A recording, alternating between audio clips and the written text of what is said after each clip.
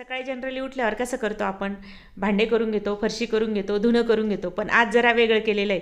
मी उठल्या उठल्या काय केलं, आंघोळ केली आणि लगेचच किचनमध्ये आलेली.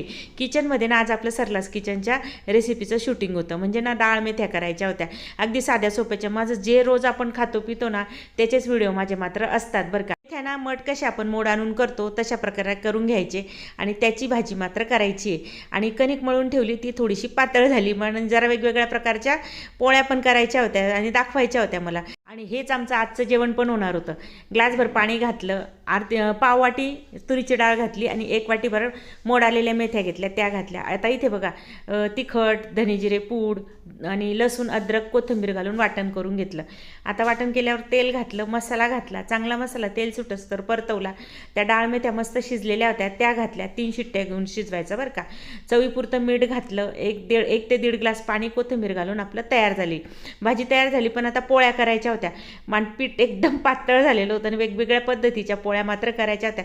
त्याच्यासाठी मात्र अशीच कणिक मात्र लागते बरं का. म्हणून मग मी तशी पण मळलेली होती. आता घडीची पोळी असते ना आपली, ती करून घेतली. म्हणजे रोजच्या आपल्या खायच्या पोळ्या असतात त्या पद्धतीच्या, आणि बाकीच्या पोळ्या वेगळ्या प्रकारच्या केल्या होत्या. आणि मग काय झालं, पटकन असं माझा स्वयंपाकच झाला आज ना. मस्त निवांत झाली.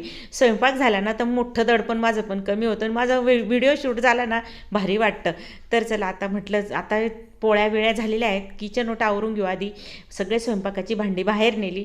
बाहेरचं तुम्हाला माहिती आहे ओपन किचन आहे माझं, तर तिथे मी सगळं भांडी वगैरे सगळं धुणं वगैरे करत असते म्हणजे. आणि आता ही भांडी लगेचच घासून घेते, कारण काय असतं लगेचच्या लगेच जर अशी स्वयंपाकाची चहा पाण्याची भांडी वेळोवेळी घासली ना तर जास्त दडपण नाही येते. मी प्रत्येक व्हिडिओमध्ये सांगते. काम कसं असतं, हाताशी लागलं करून मोकळं व्हायचं आणि आता करू तेव्हा करू करत ना एवढा मोठा ढीग पसारा होतो आणि तो पसारा काही मनाला भावत नाही. तर आता लगेचच म्हटलं आता झाली भांडी, तर त्या सरशी घर झाडून घेतलं. घर झाडल्यानंतर ना फरशी पण पुसून घेतली. फरशी पुसून घेतली आणि आता देवपूजा वगैरे करून घेतली फरशी पुसल्यानंतर. आणि लगेचच मग जेवायला वाढलं. खन्नार सर पटकन जेवायला येऊन बसलेले आहेत.